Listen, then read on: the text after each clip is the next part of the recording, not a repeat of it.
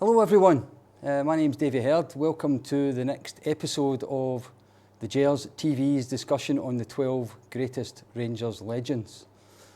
Bit like Mission Impossible, but we'll try our best. Jeff Holmes recorded episode 1. I don't know if you might have seen Jeff's episode by now. And now this is my attempt to give my justification in who I think are the 12 most legendary Rangers players. If you haven't watched Jeff's episode, the concept is that there are 100 players in the Rangers Hall of Fame.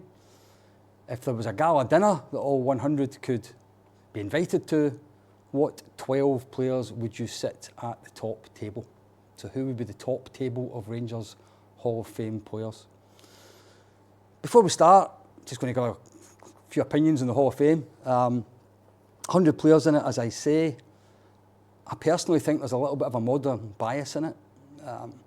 It's not really spread very well over the 152 years of Rangers. There's a lot more players in the last 50 years, if you like, than the first 100 years. Maybe that's understandable. It's players who've been in the television age. It's players that people can still remember. It's players you can invite to a dinner and sell tickets. So it's maybe not any great surprise. And I also think, if I want to be argumentative, there's maybe one or two names in there that probably shouldn't be, as well as one or two names who should be that aren't. But we can only discuss the 100 that are there. If I give examples, so that you know that these names won't appear in my top 12. Popularity versus being deserved. So Nacho Novo's in there, great wee player. But is he really a Rangers great? Substitute more than he was a starter. Ray Wilkins only had one full season.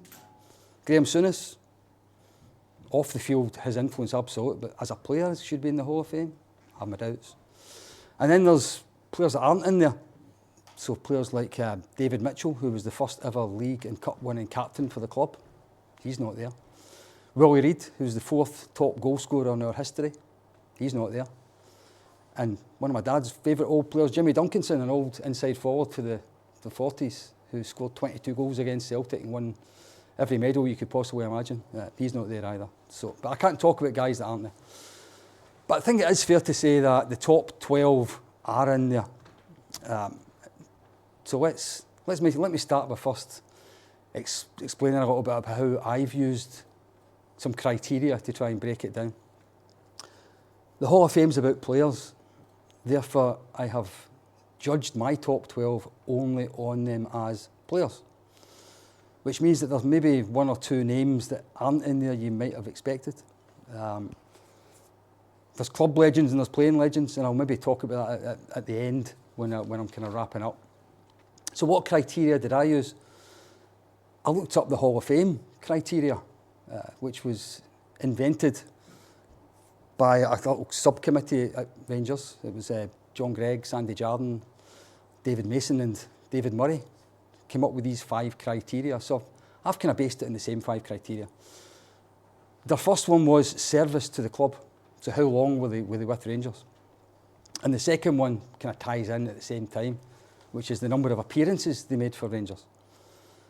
What I'll say about that is that I think that very much favours the past. You don't get too many players now that are going to play 500 and 600 games for the one club, whereas in the distant past you did. Criteria number 3 was the number of honours they won with Rangers. And again, that possibly favours the past a little bit. Especially the recent past is maybe struggling to compete against every other era. Number 4 is called international caps well won with Rangers. And I'm going to change that slightly to call it international reputation, because caps are given out a lot easier now than they were in the past. Players that have now got 60 caps are probably nowhere near as well known and as well revered as players from 100 years ago who only won 10 caps. And the last of the criteria is exceptional ability, which is my favourite criteria because it means you can basically put anyone in there you want. But I think exceptional should really mean that. It doesn't mean they were good. It doesn't even mean they were very good. It means they were exceptional. And if you've got a football club that's won as many honours as ours, as many great players as ours, they really should be exceptional. So that's how I've tried to judge it. The last thing I'll talk about before I go into the 12 names is I'm trying my best to spread it over the history of the club. It'd be really easy to put in 6 and 7 players from the one era in the one team. So I've split it into historical eras. And the first era I'm going to talk about, 1872 to 1889, was before league football. It was before the era of professionalism, so they were all amateur. And I'm not going to put any players in it from that era, because I don't think they stack up against the professional modern era. Therefore, Moses McNeil isn't in my top 12, and Tom Valance isn't in my top 12. Now, that might be controversial to some people, because I'm only judging it as players. What I will say is if there was a Mount Rushmore of Rangers heads to go on a mountain, and there was only 4 of them, the greatest names in our entire history, Moses McNeil and Tom Valance would be in it.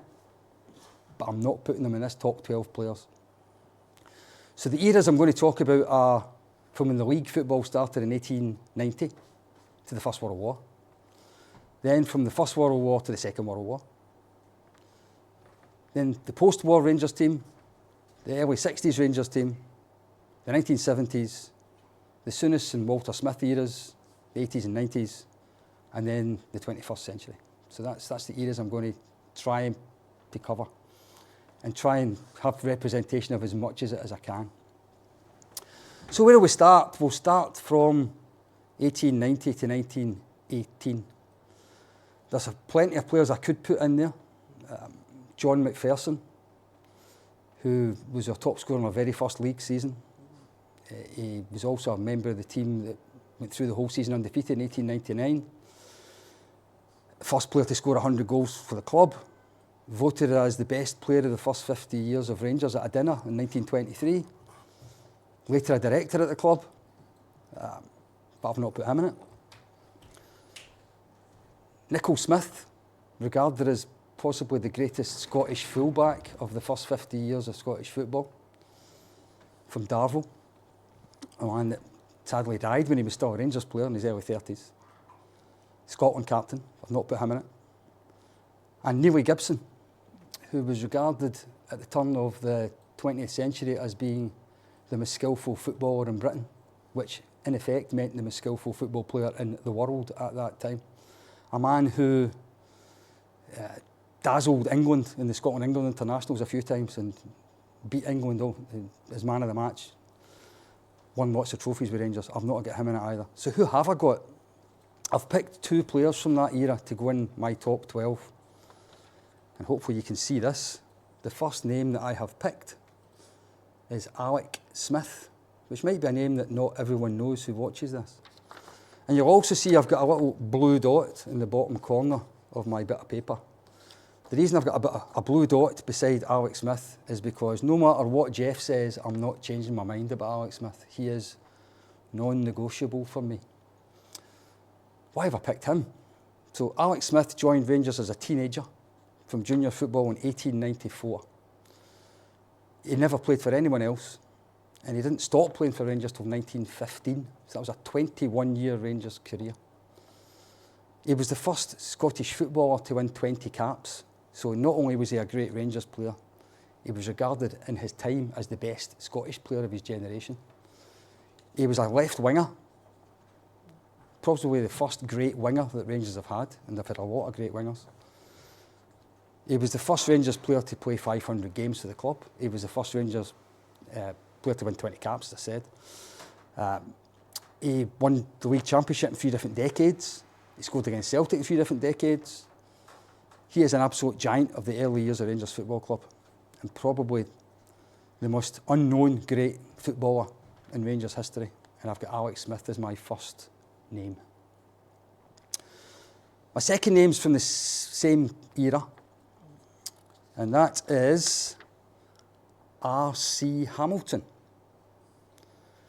You'll see this time I've got a red dot, and the reason I've got a red dot in there is because once I have discussed this with Jeff, he is a name that I might agree that someone else could replace, but he'll take a bit of persuading. So who was R.C. Hamilton? Robert Cumming Hamilton joined Rangers in 1898. He was a Highlander, He was down at Glasgow University, played for Queen's Park as an amateur and joined Rangers in 1898. He became club captain. And I talked about exceptional ability. He was an exceptional centre forward, an exceptional goal scorer. Rangers won the league championship 4 years in a row. He was the top scorer in all 4 of them. In fact, he was the top scorer for 9 seasons in a row for Rangers. He was the top scorer in the Scottish top league, 6 of those seasons. And in 5 of those seasons, he actually averaged more than a goal a game. But something else exceptional that puts him at the top table for me is that he captained the Rangers team of 1898-99. And that was the team that went through an entire league season without dropping a point. When we talk about exceptional, that was something that no team has ever done in Scotland, in Britain, and only once in Europe.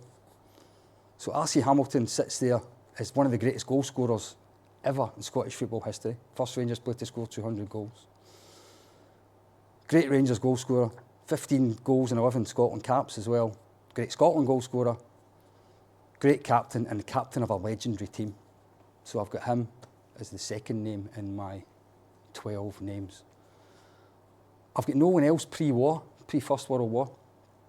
There's a number of players who came slightly after that. Players like Jimmy Gordon, who Bill Struth later described as the greatest Ranger that ever lived. He was half-back, played for Scotland, captain Scotland. Not got him in my 12. Willie Reid.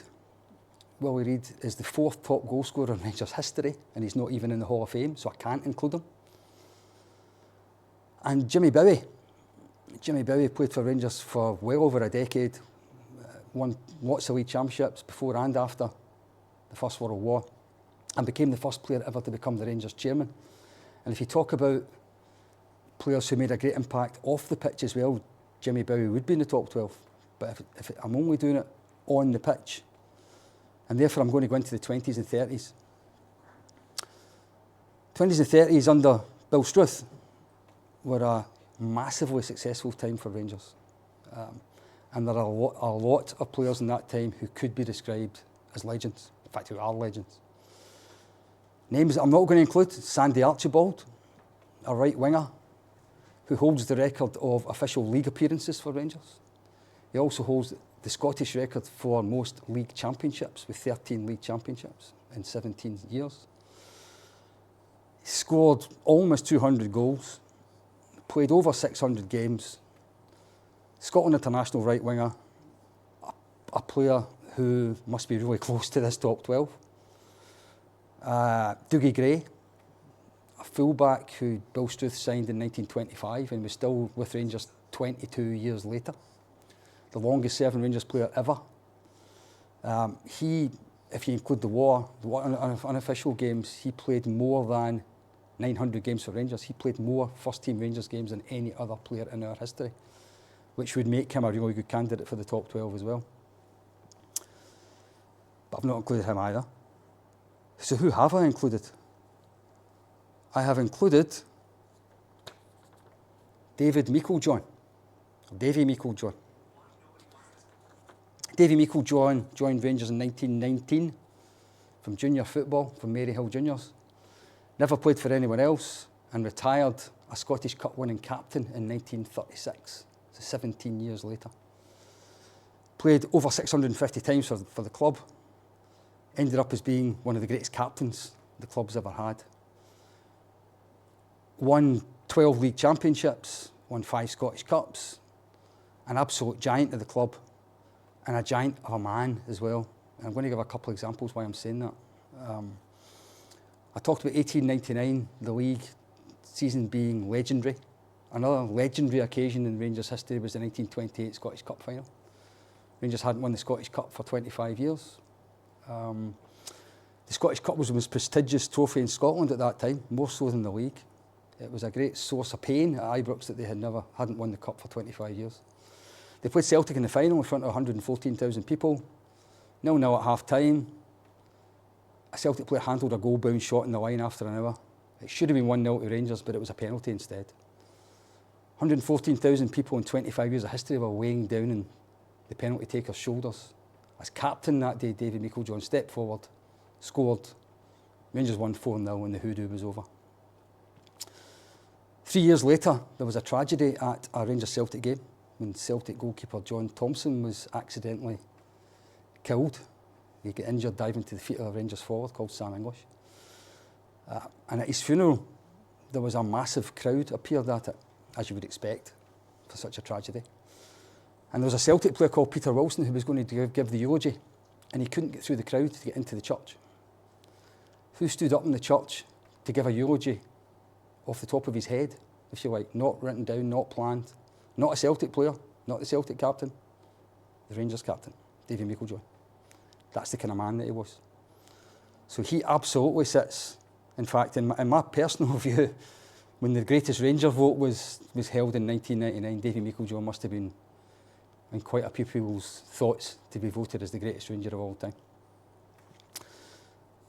My fourth player was a great colleague of Davy Meiklejohn for club and country, and that is Alan Morton.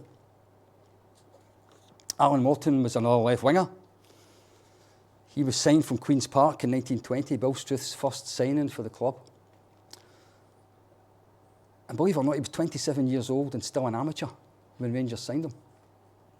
So you would think he had quite a short career, knowing that. He had a career away. He was an engineer. He had a career away from football. He was part-time his entire football career. But from 1920 to 1933, Alan Morton starred in the left wing for Rangers and played the best part of 500 games. Not stopped until he was nearly 40 years old. And at the end of that Rangers career, he then stepped straight into the boardroom. Such was the respect that he had amongst the football club. Alan Morton was widely regarded as not just the best winger in Scotland, not just the best player in Scotland, but the best player in Britain for periods in the 1920s, which meant he was potentially the best player on the planet. And as well as all the league championships he won and all the cups that he won, he's probably as well known for his international recognition than he is for what he did for Rangers. At that time, the biggest game in the football calendar was the Scotland-England annual international. The whole of the Scottish public wanted to see it. And the team selected for that was regarded as being Scotland's top team every year. Alan Morton was selected 11 times in 12 years as a Rangers player. And the only reason he missed 1926 is because he was injured. And it ended up being known as the year Morton didn't play. And probably his crowning glory came in 1928 at Wembley, when he became one of the immortal Wembley Wizards. Man of the match. He didn't score. Scotland beat England 5-1, but he created 3 of the goals. As I say, he then became a Rangers director and served the club for the rest of his life. His picture sits, his portrait, his oil painting is at the top of the marble staircase at Ibrox. If you think of all the people that Rangers could have put at the top of that marble staircase, it's Alan Morton. And again, he could potentially be the greatest Rangers player who ever lived. I'm then going to go in between the 20s and the 30s, because Bill Struth basically created a great team of the 20s and a great team of the 30s. Davy Meiklejohn went over them both. Alan Morton went a little bit over them both. But if I go into the 30s, you've got players like Sam English, who didn't play with the club long enough probably to be considered in this, but he holds the record of the most number of league goals scored in a season. You've got goalkeeper Jerry Dawson, the prince of goalkeepers, who played for 15 years or more for the club, won every honour possible, Scotland's international goalkeeper for many years. And Jimmy Smith was a centre forward in the 1930s who scored more goals for Rangers than even Ali McCoist did, if you include the war time years. He actually scored the best part of 400 goals for Rangers. But the player that I'm going to pick from the 30s team is, and he was in the 20s as well, is Bob McPhail. And you see there's blue dots against Meiklejohn, McPhail and Morton, because I'm not going to take any arguments for those three. Bob McPhail was an inside forward. He had already won the Scottish Cup with Airdrie in 1924 before Rangers signed him 3 years later. Not a centre forward, an inside forward, yet he became the all-time top league goal scorer for Rangers with 230 league goals. That's a record that stood until 1997, when a certain Alan McCoist became the only man that ever scored more than them. Bob McPhail was an ever-present almost in the great Rangers team of the late 20s and early 30s that won 8 championships in 9 seasons. He scored in 5 different Scottish Cup finals. He was a Scotland regular, and he scored twice for Scotland when they beat England in 1937 in front of 149,000 people, which is the biggest crowd ever seen in British football. A of Scottish football, a giant of Rangers. And if you ever go to, I'm not sure if it's a trophy room or the museum these days, Bob McPhail's medals are on display. And it's a very big display case to see the number of medals that he won. So that takes me to Second World War and the great team from during the war and just after the war. The team that was known as the Iron Curtain team. And there's a number of players that I could put in my top 12 for that team. For example, there is Willie Thornton. Willie Thornton made his debut before the war as a 16-year-old, and he's the youngest ever league goal scorer for Rangers. A record he still holds. He was the top scorer the season before the war, the top scorer the 6 seasons after the war. He scored well over, in fact, the best part of 250 goals for the club. There's a definite argument that if the war hadn't come along and normal football had happened between 1939 and 1946, that Willie Thornton would have scored more goals for Rangers than any other player in our history. Because he would only have had to score just over 100 goals in 6 seasons, which he would have done. And then he became assistant manager in years to come, served the club again. Willie Woodburn. Willie Woodburn is widely regarded as possibly the greatest central defender that ever played for Rangers. He also played before the war and after the war, so he had league medals either side. Never played for anyone else, another that played over 500 games for the club. A Scotland regular, a man of great international reputation, a man who's unfairly remembered as for how his career ended when he was unfairly suspended sin die by the SFA in 1954 after a 4th sending off in 15 years. And Jock Shaw. Jock Shaw was the great Rangers captain during the war and in the 5 years after the war. The first captain to lift the treble. What a player he must have been when you see the number of captains that were in that team. He was the leader of them. Another that played 600 games for the club, a number that won every medal that you could think of.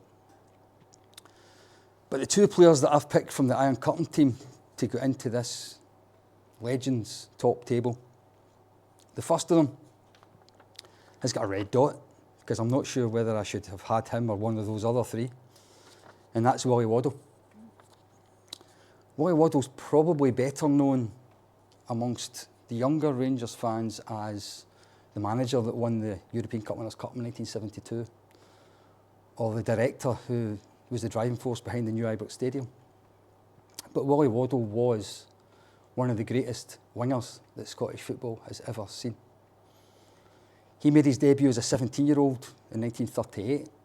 His actual debut was against Arsenal in a glamour friendly, and he scored the only goal at 17 years old. He won the league championship in 1939. He was a regular during the war years, and he stayed with Rangers all the way to 1955. So that was a 17-year Rangers career with way over 500 appearances. He won lots of league championships. He didn't actually win that many cups because he missed 4 major cup finals through injury. So he actually only won the Scottish Cup twice, and he didn't win the League Cup at all. So it's not about honours. He absolutely was a Scotland regular. He was a man who was given great credit for a famous Scotland win at Wembley in the late 40s. And he was widely regarded as the jewel in the crown from a footballing point of view of the Iron Curtain team. The Iron Curtain team had a great defence, an iron defence. They had guys like Torry Gillick, Jimmy Duncanson, great goal scoring inside forwards, entertainers. But Willie Waddle was the jewel in the crown of that team. He was the man that the supporters thought was priceless, and that's why they brought a song out called How Can You Buy Willie Waddle? And the other player that I've picked from the Iron Curtain team to put in my top 12 is George Young. George Young joined Rangers in 1941 from junior football from Rob Roy and played right all the way to 1957. So he had a 16-year Rangers career. Won every medal you could think of with Rangers, an absolute ever-present for just about that entire time. Treble winner, Scottish Cup, scored goals in the Scottish Cup final, done it. But the biggest reason I've put George Young just slightly ahead of these other legendary players is his international reputation. George Young captained Scotland from just after the Second World War right through to 1957. He captained Scotland for more than a decade. If you see every Scotland picture from back then of the team running out the tunnel, George Young's at the front of it. He captained Scotland 48 times, which is to this day still more than any other Scottish player has captained their country. Although unbelievably Andy Robertson is about to overtake him. If there was anywhere near the amount of international football then than there is now, George Young would have won probably 150 caps.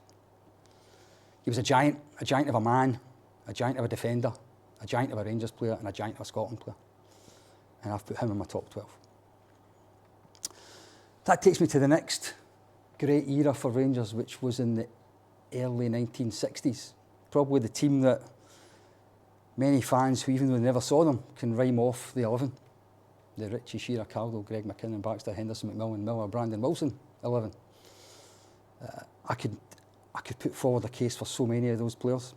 Willie Henderson was possibly the most talented teenager that ever played in Scottish football. Eric Caldo is many people's opinion is the best fullback, at least since the Second World War. And I include in that opinion one Sir Alec Ferguson, who named him as the greatest fullback he ever saw. He captained Scotland on many occasions as well. 40 caps for his country, won every trophy you could think of. He's very, very close to being in my top 12. You have players like Davy Wilson, who I think is a massively underrated player in our history when you look at the number of goals he scored as a winger.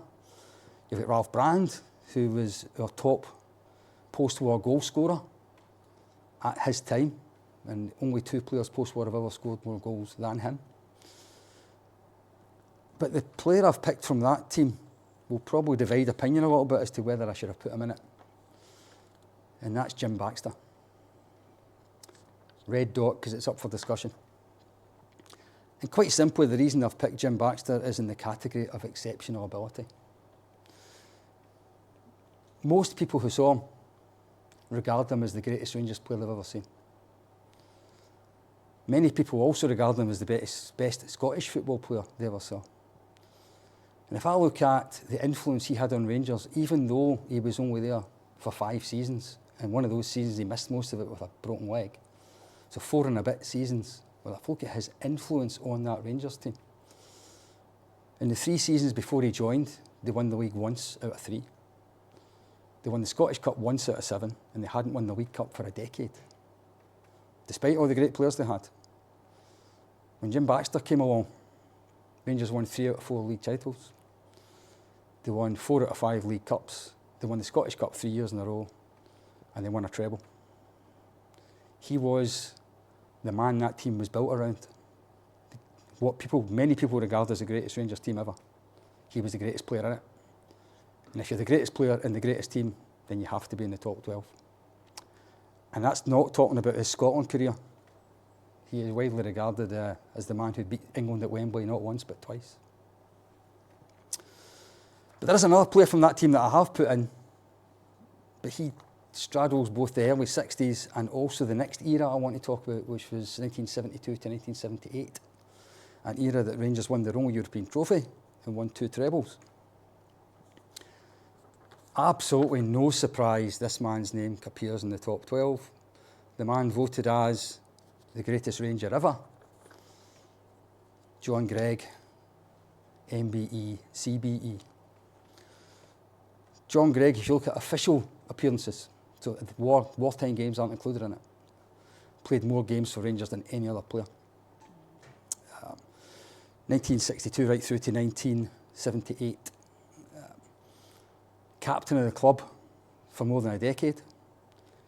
Captain of the only team that won a European trophy, the only Rangers player to win 3 trebles. There's so many things you could say about John Greig. I think that, but the thing I'd want to say about him is that after speaking about Davy Meikle-John, speaking about George Young, speaking about Eric Caldo, great captains, John Greig was a captain that had to captain Rangers through bad times as well as good times. He was the captain when Celtic had their best team.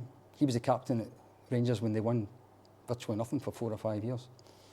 And he carried that team with great dignity, and he carried that team scoring lots of goals and winning lots of games and dragging them to wins that they wouldn't have won otherwise. He was a true leader of men. A great Scotland captain as well. There were some other great Scottish teams had great Scottish captains back then. Billy Bremner at Leeds, Billy McNeill at Celtic. The Scotland captain was John Greig in the late 60s. It wasn't any of those guys. John Greig absolutely has to be in any discussion of the top 12. And again, he's in any discussion about the greatest Ranger of all time. So Rangers won the Cup Winners' Cup. They won 2 trebles in the 70s. Who will I take from that team, that group, apart from John Greig? Most people that know me would think I'll take Derek Johnson, because he was my boyhood idol. Cup final goal scorer against Celtic at 16, won a European trophy at 18, top scorer on 2 trebles, player of the year, 24 years old. I think if Derek Johnson had stopped playing for Rangers at the age of 25, I would have had him in my top 12. But his second half of his Rangers career was nowhere near as magnificent as the first half of it. Still think he's one of the greatest all-round footballers Rangers have ever had, but I'm not going to put him in the top 12. The 2 players that scored in Barcelona, Colin Stein and Willie Johnson, have got to get mentioned as something exceptional, because they're the only 2 players that ever scored in a winning European final. And a player who joined for the last treble of the 70s and played all the way through the 1980s was Davy Cooper. More than 500 appearances, a left foot to equal Jim Baxter's, I'm told. A player of incredible ability, but I'm just not making him consistent enough in that overall Rangers career to make the top 12, although he would be damn close to most people's, I think. The player that I have put in it is Sandy Jardine. Sandy Jardine came into the Rangers team in 1967 and played his last game for Rangers in 1982, so 15 years as a top team player. Only John Greig has more official Rangers appearances than Sandy Jardine. He played in 2 European finals, obviously one of them being the winning one. He was the Scottish Player of the Year twice. He won 2 trebles. He won every domestic trophy. He actually won one of those Player of the Year awards at 38-year-olds when he played for Hearts. And the thing that just tipped the balance for me for Sandy Jardine isn't what he did after his playing career, because I'm not talking about playing. His international career compared to the other guys for the 70s. Sandy Jardine was a star in 2 World Cup teams. And in fact, he was widely regarded in the 1974 World Cup as one of the best fullbacks in the tournament. I think his international reputation slightly puts him above some of his Rangers colleagues at that time who didn't quite reach those international heights. So that takes me into the Souness era and the Walter Smith era. So from 86 to 98.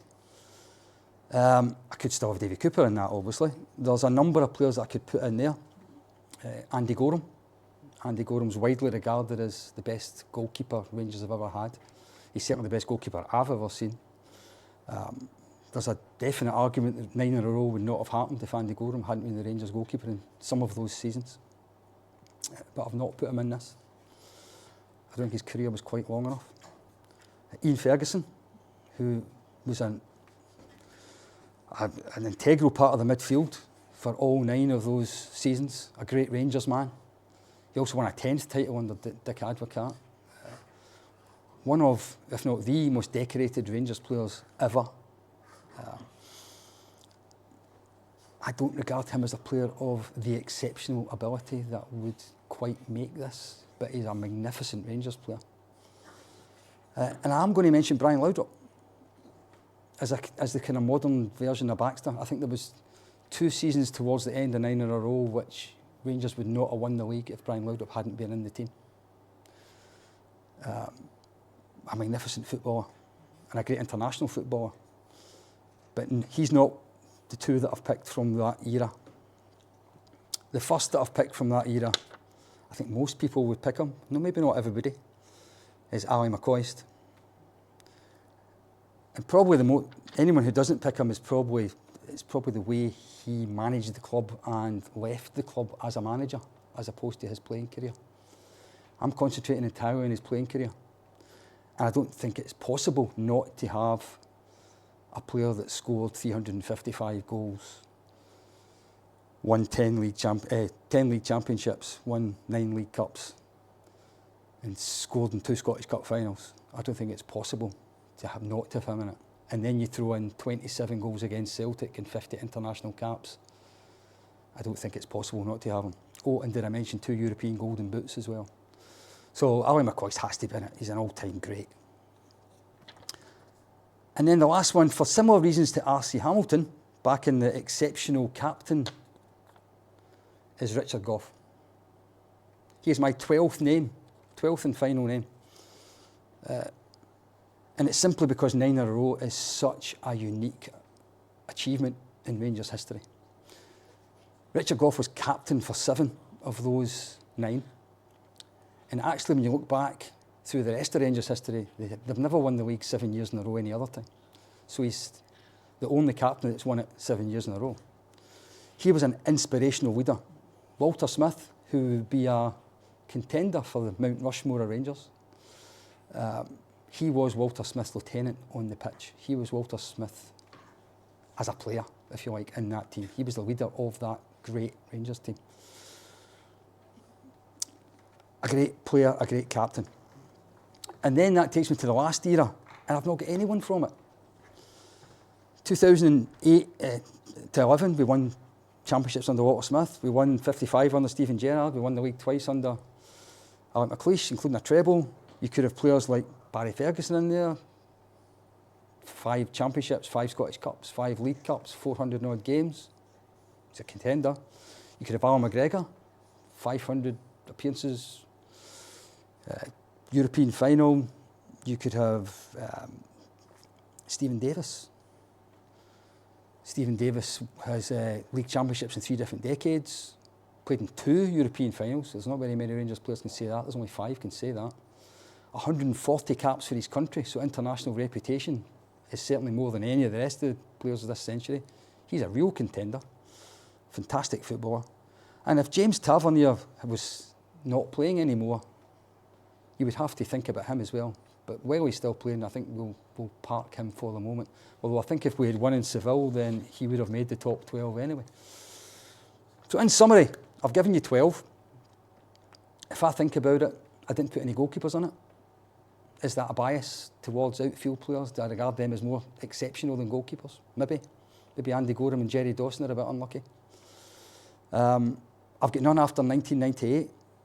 Is that a history bias, if you like? Because I do a lot of historical stuff. Am I biased towards the past? Does the TV age make it more difficult for players to be regarded as legends? Because we see them all the time. Their good days and their bad days. Whereas we only hear about the good days from those of the past. Maybe I'm biased against the current day. There's no right answer. That was my 12. I'm sure other people will have a different 12. I want to say, finally, before I stop, it was only about players. My Mount Rushmore, if I had four greatest ever Rangers, would be Moses McNeil, Tom Valance, William Wilton and Bill Struth. But this is only about players. I look forward to discussing with Jeff when I see his 12, to see what's different, to have a little debate, to see if there's anything that he can persuade me to change. I hope you've enjoyed it, and it's your turn now to come up with your 12. And I look forward to seeing your comments as to whose yours are. Thanks very much for listening to me. Take care for now.